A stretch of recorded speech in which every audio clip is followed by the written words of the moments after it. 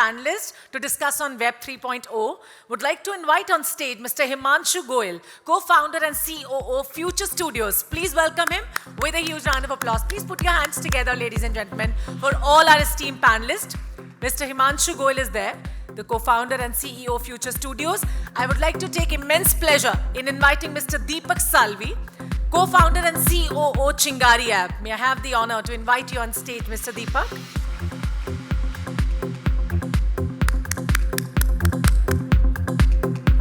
Now I would like to invite on stage Mr. Anuj, Dound, Digital Products and Web3 Lead, Skoda Auto Volkswagen India Private Limited. Please welcome. We have Mr. Satish Kataria, co-founder Fandora. Please welcome Mr. Satish. Applause should continue for all our speakers who are coming on stage. Thank you so much. Would like to take the honor of inviting Mr. Kushal Sanghvi, Head India Southeast Asia CitrusAd. Please welcome Mr. Kushal Sanghvi. Now, would like to invite on stage Mr. Arnav Neel Ghosh, who is our session chair for this session, Consultant Growth and Partnerships, EMEA, APAC and BLIPPAR. Please welcome. So thank you for having us here, and thank you to the panel. I will quickly kind of break it down and make it a little bit interesting, so that you don't feel you're missing lunch, while we want to kind of give you a realistic perspective on where Web3 is. So I will start off with a very quick preamble of where Web3 is today, right? And I feel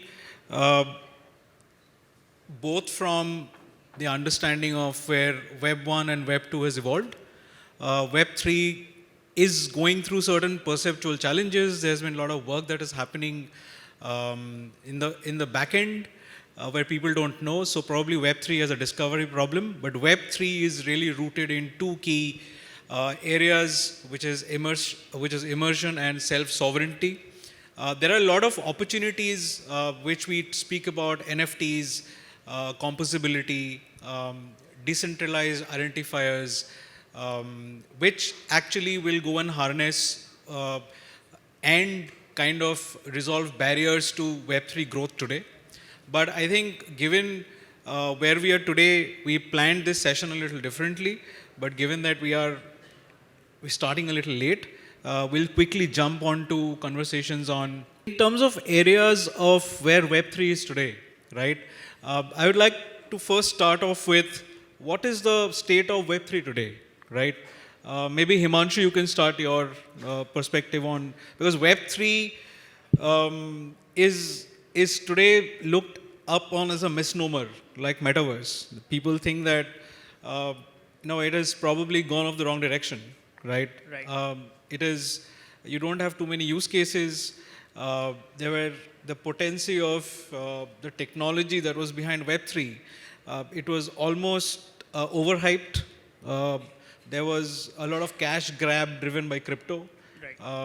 There are a lot of use cases which were driven by just to leverage and just to have some sort of a vanity, addition in my portfolio. Hey, I'm also a brand in Web3. Right. I have seen a lot of brands jumping onto Sandbox saying that, hey, we have bought a virtual land.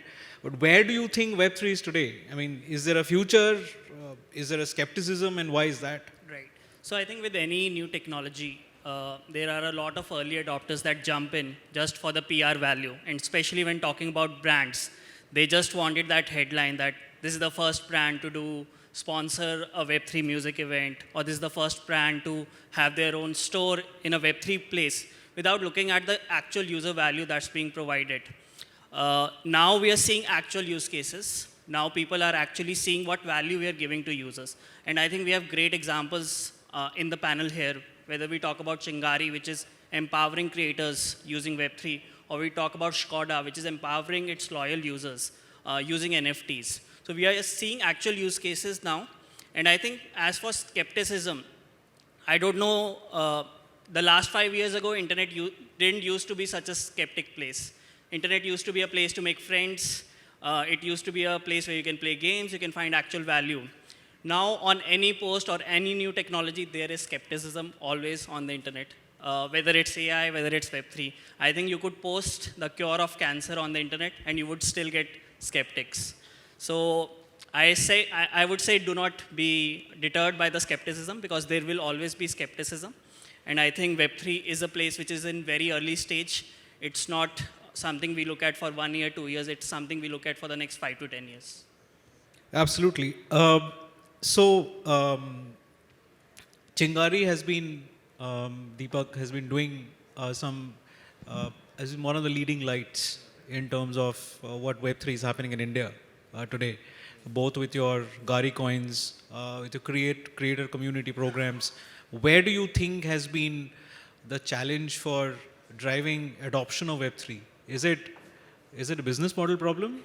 Is it a content problem? Where is the problem? See, actually, educating people is first thing. Okay, whenever a new technology comes in, you need to educate. Luckily, we have like 180 million users, but 3 million users are, they have wallet holders. Okay, they know how to kind of thing. So still, we are very at the initial part. Lot of new, startups and a lot of new groups are trying to explain what Web3 is because the perception for people, Web3 means token, Web3 means crypto. It's not like that.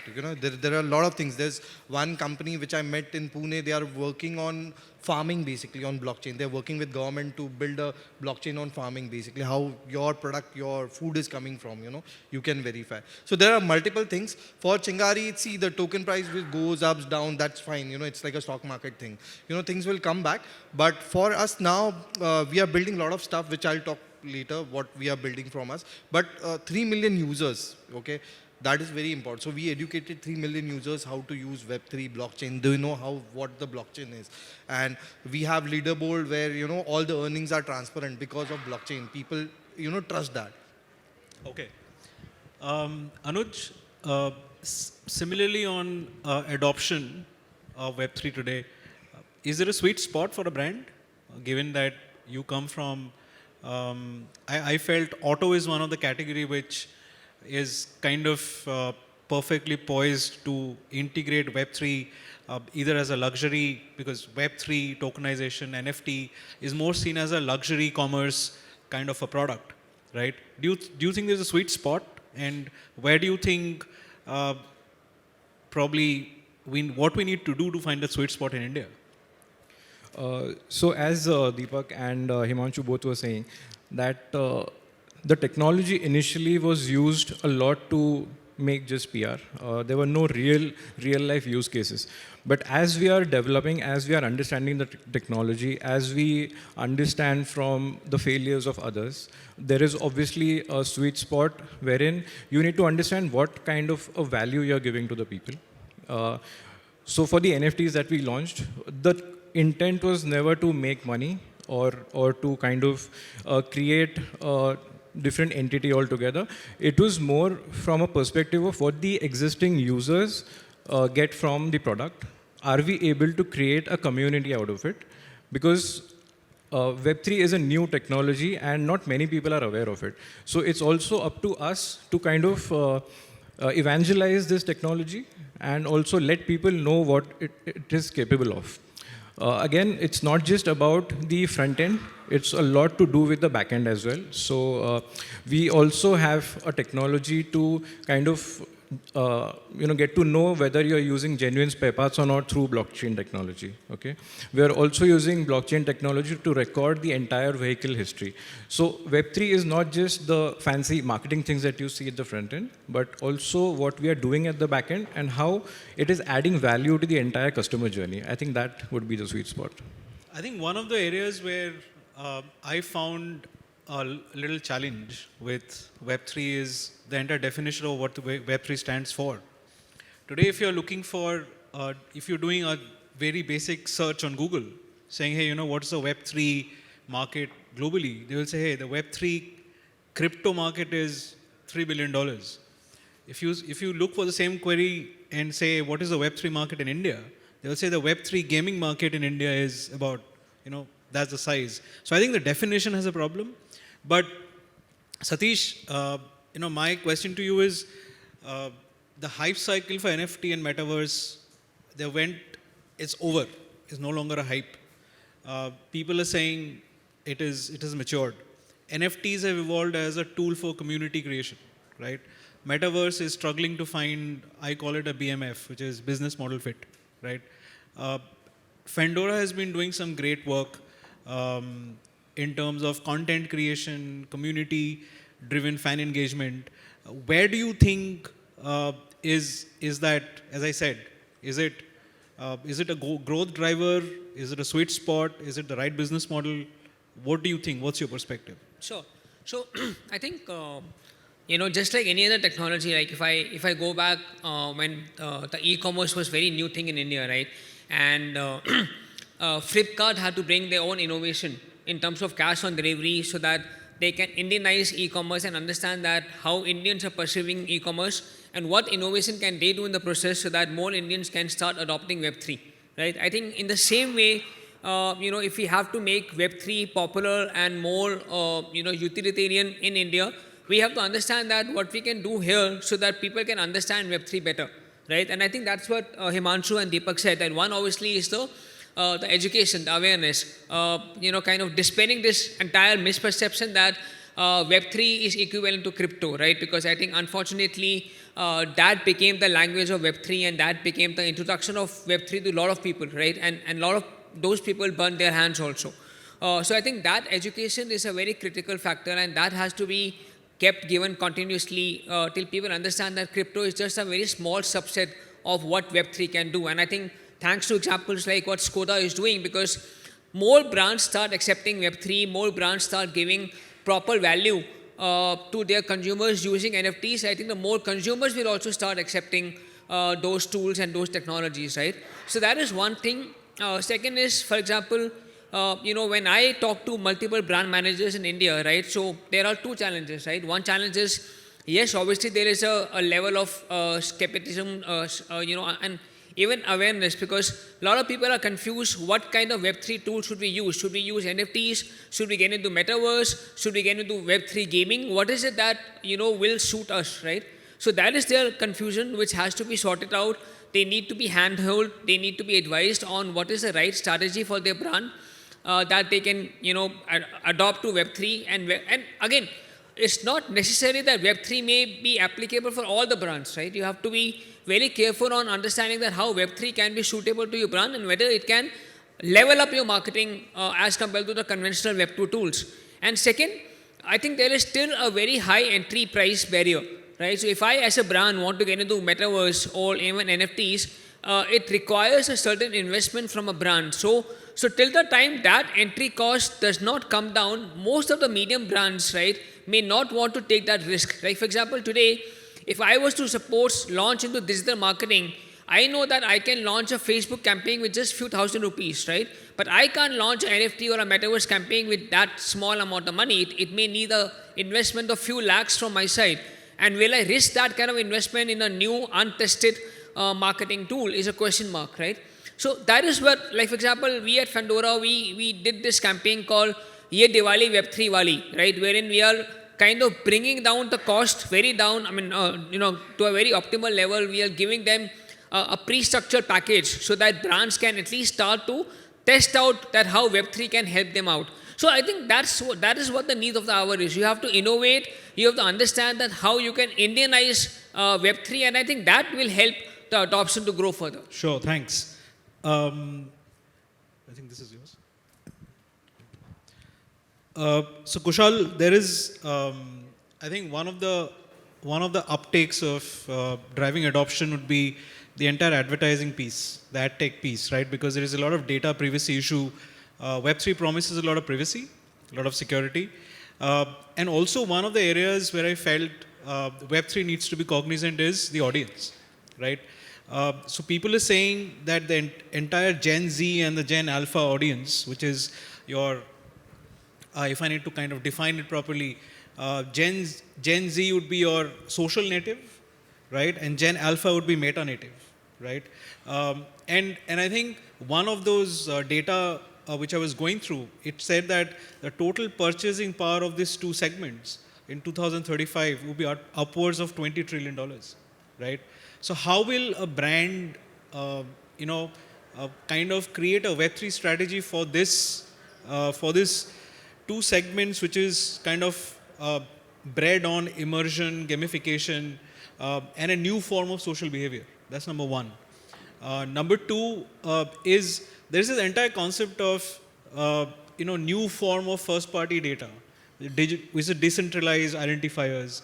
Then Web3 promises a whole host of stuff called composability, which means that today any brand, publisher, or any media agency could kind of create its own ad tech layer, right?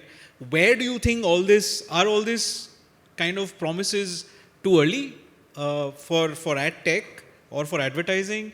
Have we got the framework right? Is there the right content understanding, or is it kind of too complex for consumers or even the technology to kind of decipher and figure out where is the right thing to do for Web3?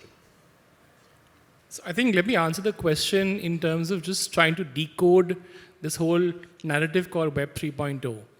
It sounds, very sort of, I think, forwardish, but it's just a little move up what we've been doing already. The unfortunate reality is that, like, he just mentioned, is that the amount of money which is required to perhaps invest in sometimes is the entry point barrier. It's not like doing a Facebook or Google campaign. It's about putting larger bucks. The other challenge is that most CMOs, and I can be honest with CMOs in the room as well, is they themselves don't understand what Web 3.0 really means. And when you break it down, it's lots of things, right? It's not just crypto, it's not just blockchain, it's not just decentralization, it's not just putting currency, it's not just putting metaverse, it's so many different things. So I think for India to grow in this market of Web 3.0, I think what companies need to sort of do, or even not just companies, I think services, organizations, and agencies need to sort of do is try and create, I think, specialists or teams of people. Just try and get them even as trainees, fresh out of B schools, to infuse that thinking in the organization. So today, for example, what Skoda is doing is perhaps maybe a manifestation of an experiment or something that they thought of some time back. So I think what's critical for us to sort of, I think, do is really give, I think, opportunity for these, you mentioned, I think we flippantly use these terms, Gen Z, Gen Y, A, and all of those things as well, right? But someone who's up with it and someone who's typically hungry to do things, right? There are tons of, I think, B schools who sort of have students who sort of working on projects of these topics. I think it's critical for us as an industry, and I speak for the industry in terms of, I think, just breaking it up in terms of marketing heads or companies. I'm looking at agencies, and I'm talking also of the media, which is the publishers like Deepak and a couple of others, to really give, I think, opportunity to these people. If they're then going to sort of, I think, create in some manner roles of how a platform like metaverse and gaming and NFT and all can come together. And I think, if you ask me honestly, I've played multiple roles, and I think as an agency, someone as well, is that I think what we're doing these days for Web 3.0 is more like a checkbox item to say, you know what, I've got a KPI from the CEO saying, I've got to do Web 3.0. Or it's a mission to say, you know what, I've got to give a shortlist to Cannes, and therefore let's do something on metaverse and make it like a 20 lakhs project, again a checkbox. So it's not done with the intent of a business goal. It's done with a flirtation. So the whole thinking is, if you sort of, I think, try and come out of that saying, let's just do it as a checkbox item, to do it to actually sort of feel that you're doing it for your consumers. You're doing it for the brand to sort of make communication, right? It's not about in any manner to sort of a feel-good factor. It's here, it's already there. So I don't think it's about saying, what are we going to do now? The fact is we haven't done stuff. And for us to do the things, let's take a step back and say, in this audience, if I was to ask someone, is anyone familiar with blockchain technology, the way the entire thing works? Raise of hands. One. If I ask someone, has anyone tried to create an avatar of himself or herself? No one. One.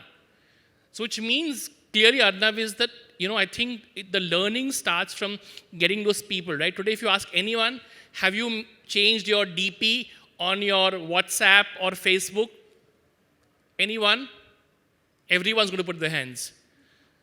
Yeah, I mean, look, I agree. There is a fundamental problem, right? So I think if you ask everyone saying, hey, how many of you have changed your Instagram filters or created reels, right? I think the behavior life cycle to integrate something as part of what you want to do every day is also a question of, what you are aware of the technology.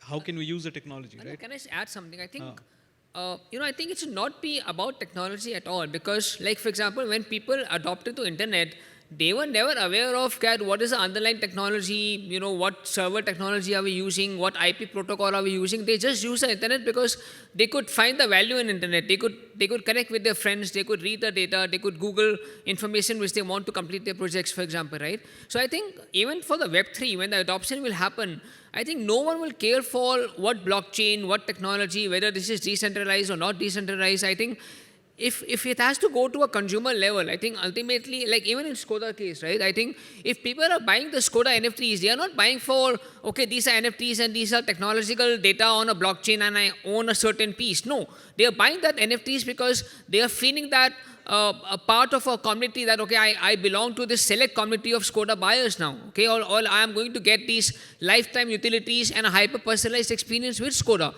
And because they love Skoda, which is why they're buying that NFT. They're not buying NFT because these are the tech geeks or these are not necessarily Gen Zs. And I think, as he would say, most of the buyers of NFTs are not Gen Zs. Most of the buyers of Skoda NFTs are the people who already are Skoda believers and Skoda consumers, right? So I think ultimately technology will just be a layer for us to understand. Ultimately what consumers want, ultimately what adoption want is the fact that can we make Web3 adoption as easy and as flawless as a Web2 adoption? They don't have, we should not be making the consumers worry about digital wallets. I have to buy a crypto, I have to get into my wallet system. No, can we make it as simple as buying anything on our e-commerce? If that can happen, I think that will push the adoption to a much larger extent. I think what you said is absolutely right. Technology is not the magic.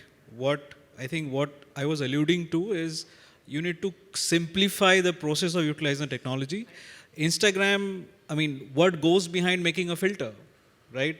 You don't know, but have you created that opportunity for somebody to use a camera, right, and click a photo and everything else happens in the back end?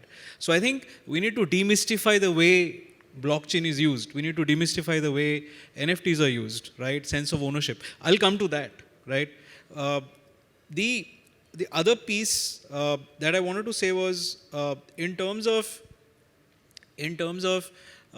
one of the challenges of growth of Web3 is also the market you're in, right? If you're looking at, I was reading somebody's post yesterday, a country like Finland has created its own ecosystem on metaverse, right? They have got metaverse for health, they have got metaverse for social good, they have got metaverse for immigrants.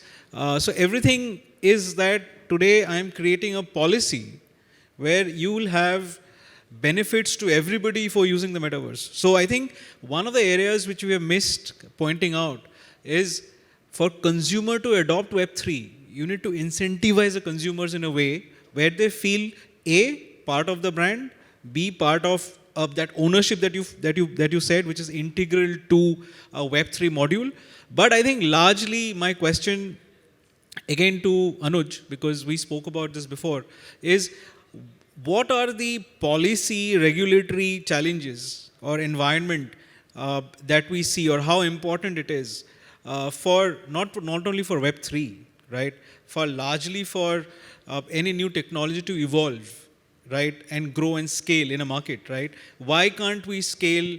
So my theory is, I'm playing the devil's advocate here. My theory is, if you are a smaller market, right, like Singapore, like Finland, like South Korea, right, you are more cohesive and uniform in what you do, right? India could be a very big scalable market, but we have problems in deploying one singular policy. We have done, I mean, UPI, but UPI has come a long way to mature. Do we have enough time, or do we give enough maturity to Web3? Say today, we are saying, hey, you know, we're sitting in 2023, we expect Web3 to mature in 2030, right? So all of this boils down to basically consensus. Okay. So when we started thinking about this project, it was more than a year back. Building consensus within the organization was the first part that we faced, a barrier. Fortunately, we had some of our board of directors who are very keen on having new technology, and that's what pushed us. Next was getting the legal and taxation approvals in place. Okay, that also took a lot of time. We had a lot of consultants on board. So consensus building among the policymakers is something that a lot of evangelists in this industry are doing today. Okay, and that is something as more and more brands accept this technology, I think you need to kind of skirt the legalities out of it. For example, the first job that we did in NFTs, we did not use cryptos. We did it in INR because we did not want that kind of complexity for our customers, and we did not want to get into the legalities. At the same time, what we did, we also got KYCs of all the users. Now, if you see hardcore native crypto or Web3 audience that is there internationally, they would hate such a thing. And that's what the feedback even we got. But we knew that we were doing not for that kind of audience, but for our own customers who are probably today not Web3 natives. And that is where we kind of brought in the ease of use, the regulatory compliances, and everything in place. So it's not easy. It takes a lot of time and patience. But I think slowly, as the consensus builds with the kind of forums that we are having here today and with the evangelists that we have, I believe that this technology will be seen for its benefits and not for the kind of malicious users that are there. Great. So we're going to switch tracks very quickly. I think because blockchain or Web3 for enterprise and Web3 for brands or consumers are completely different piece of cake. I would assume a lot of people here are from the brand side. So coming to specifics to what you do, right, in terms of your own roles that you play, right? I feel there are three areas which are important for us to discuss, right? Content, context, and community, right? Each of us try and drive growth through community. So one of the things that I've noticed in the last few years between brands and consumers is either you're trying to use scale for reach, scale for effectiveness, or scale for influence, right? And that's the influence piece, which probably could be a oracle for driving growth for people adopting a certain part of Web3, right? So I will come to Himanshu. So Himanshu, you run obviously Kyra, right? Is virtual influencers have a stronger role to play in driving a Web3 adoption? Are they celebrities? Or is it more of a luxury brand phenomena? Because what we have seen with brands like Prada, right, with their same virtual influencers like Candy, right, they have used it for specific launch, but we are talking of different markets. We are talking of different societies, different connections, and that's where people who are born and bred in immersion, gamification a little more, right, they have instant connect with driving adoption on ROI, what we call, right? So is that a model which will drive shift in consumption in Web3? Right. So I think if your product is good, if your virtual human is good, it will work in physical space, Web2 or Web3. The product has to be good. A good product will not work in Web3, and a bad product will not work in Web2. We believe virtual humans will be the superstars of the Web3 world. The closest comparison we can make in gaming, there's a term called non-playable character. So you start a game, you meet this person, and this person guides you through the game. It teaches you all the moves. We see virtual influencers playing a similar role. Maybe you enter a metaverse, and Kyra is there, or any other virtual human is there. And all her backend is powered by AI, which we are already working on with Kyra. She can guide you through the metaverse. She can give you experiences. And at the same time, this meta human is already a celebrity. She has 250,000 followers on Instagram. Imagine Shah Rukh Khan is guiding you through the next metaverse. So we believe these virtual humans and avatars will have a huge role, whether it's experiences like metaverse, whether it's in education where there is a virtual teacher.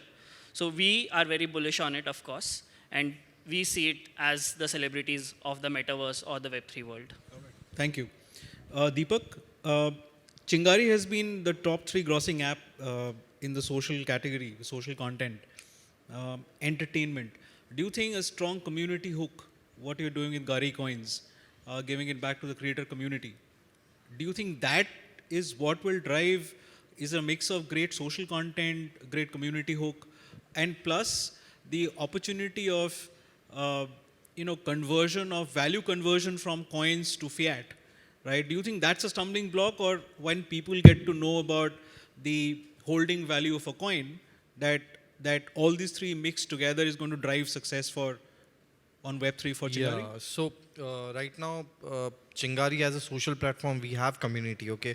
And we are adding few more people in this community. Right now, where people were talking about dating on Chingari, we are adding lawyers on Chingari, we are adding astrologers on Chingari. Just imagine the ecosystem is growing big. So whenever next time you bang your car, there's a cop standing there and a lawyer is available on your call on, but the base layer is blockchain, okay? So every minute it's paid to the lawyer basically for taking up the call and talking to the cop, saying that these are the rules and regulations and you have to. So there are multiple things like mental health, dietitian, you can reach out. So we are getting more people on Chingari via our Gari and blockchain thing. So they educate, they know they have their own wallet.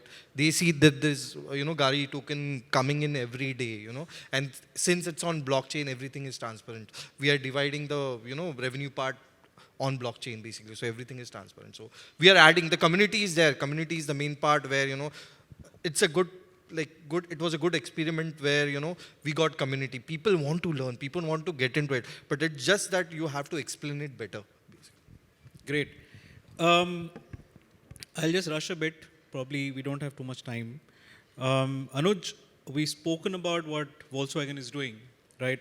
But given that Volkswagen as a brand has got differentiated segments, you have got luxury segments, you have got non-luxury segments, if I have to call it. Luxury has been all, Porsche 911 has dropped its NFT last year. You have the Mission E app, which means a car coming in 2030, but you are using that app to create fractional ownership of the car, of the brand. Then also you are looking at dropping NFTs in India, right? What is the vision of Volkswagen, and how do you think Web3 plays a critical role in the overall digital play, both in terms of brand as customer acquisition for Volkswagen? So globally there are a lot of brands, automotive brands who are coming into the NFT industry. From Skoda's perspective, globally, again, our brand has launched the Skodaverse. It's a metaverse. Again, that is kind of a co-creation space for artists to come in and list their work and create kind of great art and music and display their work in the metaverse over there. From the Indian perspective, we are doing it more from a consumer angle. So, of course, we've come up with our first drop. There will be subsequent drops. What we're also looking at, how do we connect this to the legacy systems that we have and give the consumers a kind of a loyalty program in terms of through the NFTs. And also what kind of a community we can build. Can we co-create with the community members? Because what we've observed in the last few months that we've started building our community, people are very interested to connect with the brand directly. Today we have dealers in between and then we connect, but that direct connect and people want to contribute to you. They want you to be successful. They want the brands that they love to be successful. And the only way you can connect with them is if you have that authentication that, okay, this is my user, he's bought an NFT, he's a genuine user, he's a fan of my brand, and we connect with them. So that is one. In terms of not just NFTs, if we look at overall Web3, as I was saying that we are doing a lot of things on blockchain. If, for example, tomorrow we have our own Indian automotive metaverse, we can also have a 3D avatar of your car online. You might want to accessorize that car. You might want to take that car and go and race in some other game which is compatible with your metaverse. So these are the kind of integrations that we look forward to, because it is not just a single thing. It's a culmination of all that we are doing. It's integration into metaverse, it's integration into Web3 gaming, it's integration of NFTs. So all of it together then becomes kind of a roadmap for us. Great. Satish, we already have touched upon this in the earlier conversation as well. But Fandora has a unique model of fan engagement, creative economy, catalyzing growth, focused on Web3. What has been your uptake on this model, and what has been the successful pull strategy that you have deployed, and what has worked for you? Sure. So I think at Fandora, we are looking at two verticals. One is wherein we are looking at tokenizing content IP, right? And kind of opening up the IP market so that other people can also start investing in content. So that is one area that we have been focusing on. And this is syncing with the whole global movement of real world assets getting onto blockchain and getting tokenized. And our other space, as we said, is getting into Web3 advisory for brands, wherein we are reaching out to brands, kind of Indianizing the concept for them, almost dumbifying the concept for them so that they can understand, okay, this is what Web3 can do for my users, right? And even explaining to them that how a Web2 loyalty program is different from a Web3 loyalty program, because as Anuj said that, when you start to build a Web3 loyalty program, you're not just building a one-sided loyalty, you actually start to build a two-sided loyalty program, right? Wherein consumers are now feeling more engaged with the brand, and they start to feel that they are also co-creating the brand and the brand experiences. They are not just receiving of what the brand wants to push to them, right? I think that is where the major flip is happening, and I think that is where we are kind of continuing the trend as such. All right. Kushal, Citrus has been focused more on the retail media and commerce, and Web3's promise of radical customer centricity, and also, as I spoke about, decentralized identity, right? First party data and the shopper journey. My question is, how critical is that first party data integrated? How much of that comes from, say, a metaverse kind of experiences, virtual world kind of experiences, especially in retail? And what's your take on it?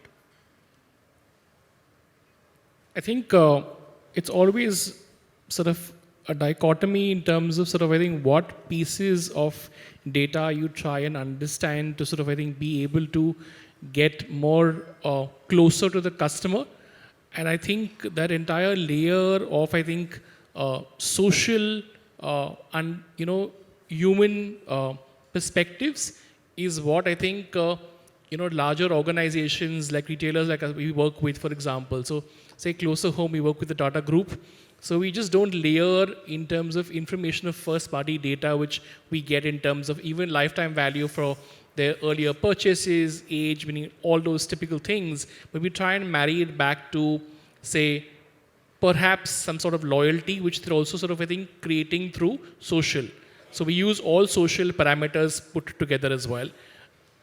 If, for example, a consumer has done some stuff on, say, the metaverse, some stuff as well, built an avatar, built some stuff as well, we just try and put what we call as, we just grade those customers, and we know they're more sophisticated in the value chain, and basis that, I think the algorithm real time is able to, I think, even give similar sort of value back in terms of being able to upsell, cross-sell, even give that information back to a brand real time to say, hey, this is someone who is from, for example, Bhopal, who's got this interest, who's bought these things, and that basis, kind of becomes great.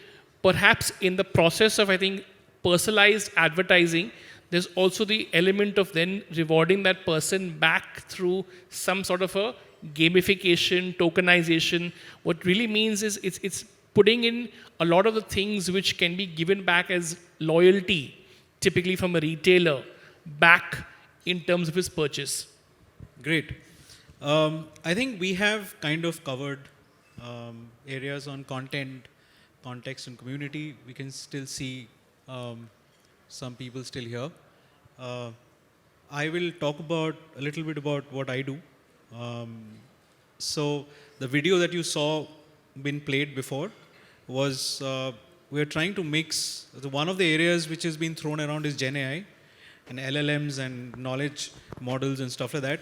So we had created, and the reason I wanted to show this video is because this video was done in 2015, not now. But you're saying, I just wanted to show that at BLIPPAR, we have been doing object recognition real time with live commerce, with data scraped on ML. But if you really see how the cycle of the technology is moved, we now call it LLM. Now you scrape that content and say, let's create a knowledge model of recognizing this bottle, right? And you deploy XR on top of it, and you have recognition, you have UX, UI, and then you say, hey, let's create a content pieces which could marry into an NFT program, which could marry into a community program. So that's what I wanted to say, that from a concept to reality of a maturity of a behavior, right? What we call LLMs today was done way back in 2015. And we've been kind of trying to do LLMs now, right, at BLIPPAR. The other piece, we are out of time? Yes, we are. All right. So I think a very interesting conversation, guys. Thank you for your time, and hope that we have been able to make some sense of Web3 today. And as usual, for a lot of us, time is short. We try to condense as much conversation as we could. Thank you so much. Thank you so much, gentlemen, for bringing out such valid points around the discussion of Web 3.0. I was actually enjoying sitting there, and I was like, first one to raise my hand. Yes, I've used filters. A lot of girls do that on social media, and avatars as well. So thank you all over again. I would like to request now to Mr. Arnav, Mr. Arnav and all of you guys to please come forward for the photo op. And then I would like to invite Mr. Miraj Sheikh from Hapilo to please come up on stage to felicitate all our speakers for the day. Can we please have a huge round of applause for the wonderful session they just had. So we'll start the felicitation, starting with, first of all, our session chair. Please give him a huge round of applause. Mr. Arnav Neel Ghosh, Consultant Growth and Partnerships, EMEA, APAC and BLIPPAR. Now we'll move forward to Mr. Kushal Sanghvi, Head India Southeast Asia, CitrusAd. Thank you so much, sir, for your time. Now to Mr. Satish Kataria, co-founder Fandora. Thanks for making it happen today, Mr. Satish. Now to Mr. Anuj Dound, Digital Products and Web3 Lead, Skoda Auto Volkswagen India Private Limited. Thank you so much. Moving forward to Mr. Deepak Salvi, co-founder and COO Chingari app. Sincere gratitude to you as well, sir. Now moving on to felicitate Mr. Himanshu Goel, co-founder and COO FUTR Studios.